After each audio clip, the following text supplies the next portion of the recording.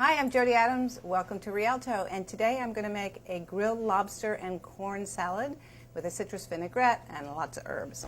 So we're going to start with the vinaigrette, and this is actually one made only with citrus. A lot of citrus zest, so you have about a half a teaspoon of orange zest.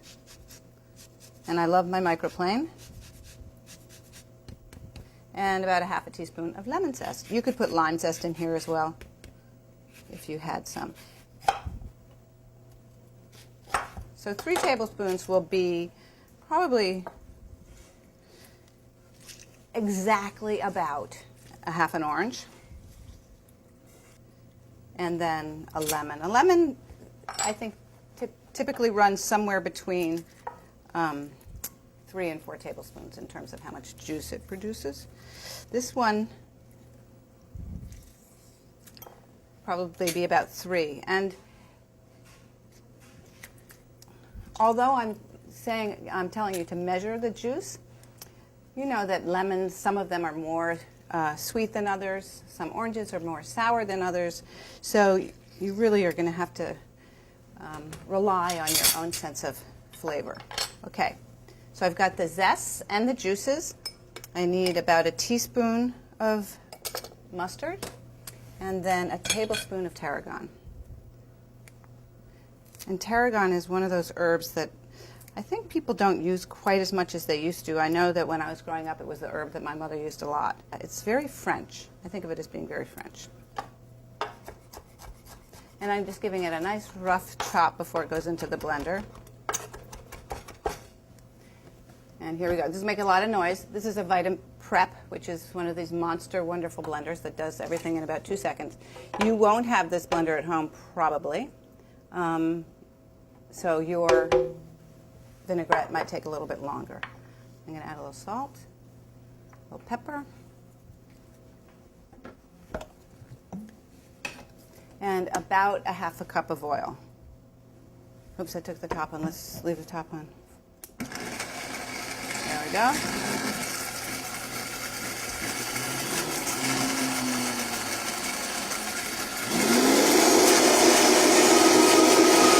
You can actually hear when it starts to thicken. I'm going to stop, taste it, and see how it is at this point.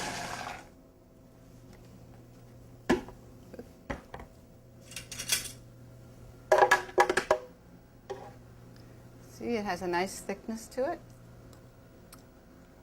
Perfect. So look at this gorgeous corn. So the corn soaked for, actually it's soaked overnight. You could soak it for a couple of hours in salted water if possible. That's really the best way to do it. And then you take it out, pat it dry, and put it straight on the grill. It doesn't need any oil. It doesn't need anything else. We grilled it for about 20 minutes, 5 minutes each side. Let it rest for a couple of minutes. And then I'm taking not only the husk, but the silk. Look how easily it comes off. It's so nice and easy.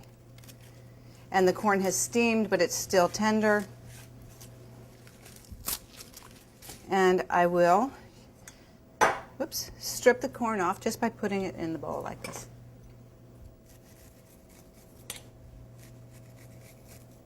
And when I strip corn, I don't like to go too close to the too close to the inside, because you end up with the rather stringy pieces. So I like to sort of float on the outside, and then you can run your knife down afterwards like this. So you take the back of your knife and just run it down.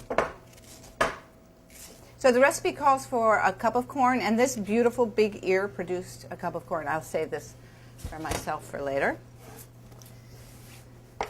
And if you have a little char flavor, that's not going to hurt. Okay, and then in addition to the corn in the salad, there is a scallion. And I've already stripped it of any kind of old slimy outside leaves. These are so beautiful this time of year. And I just want a nice thin slice on the diagonal. People always ask, do you use the white or do you use the green? And there are some people who use only the white and some people use only the green. I'm not really sure why, because you can use the whole thing. So nice and thin.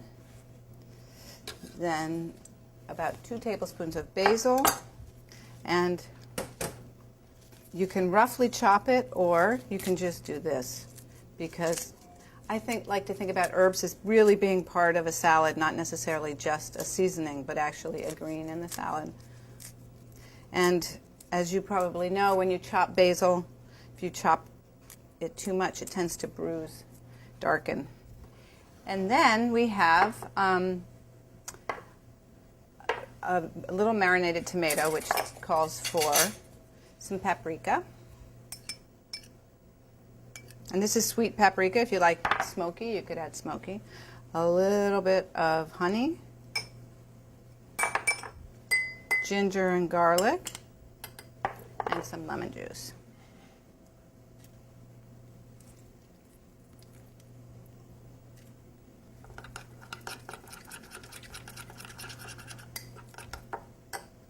And I'm just going to add this to the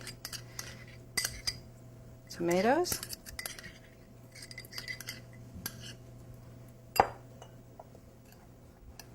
With a pinch of salt, and toss them around. Now this you could do a couple of hours ahead. It will start to break down the tomatoes, but it will marinate them nicely. And then everything goes into the bowl. So we have the corn, we have some of our beautiful vinaigrette, citrus vinaigrette. I'm just going to save some of it for the lobster.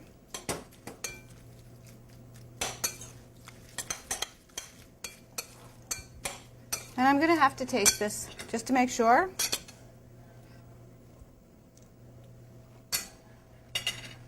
A little bit of salt. And then the tomatoes.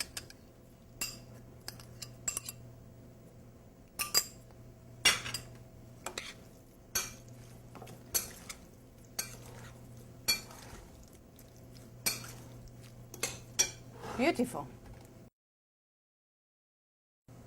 So here are these amazing lobsters. They were cooked, pre-cooked for about 4 minutes, and we did do them in salted water, boiling water, and allowed them to then, out of the water, just rest for about 5 minutes. And you can let them rest forever, but if you need to get to them, you can just let them rest for 5 minutes, and that will allow them to carry over and cook a little bit more. But you definitely want them slightly undercooked. And then split them, took the claws off, crack the claws, crack the knuckles, and then brush the whole thing with the vinaigrette. Put the body skin side down or shell side down and let them cook for 5 minutes, and at the same time the claws down. And the claws, because they're surrounded by a shell, can be turned over and over again. And so I cooked them for about 3 minutes on one side and then flipped them 2 minutes and then took them off. Whereas with the tails and the body, I cooked them for about 5 minutes until they started to bubble, and I touched the meat and it was warm, and then flipped them just for 30 seconds, and you see there's just a tiny little char mark there.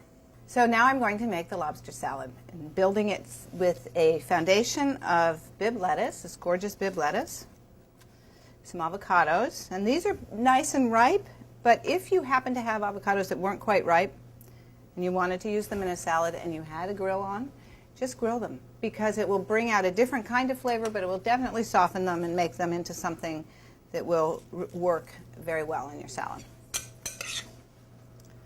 A little bit of the tomatoes and corn, lobster, a big beautiful claw, and I like to put a little more salad on the outside as well. And then I have some pea tendrils and some chervil for garnish. I love, as I said earlier, I really love herbs. A little olive oil and a perfect lobster summer salad.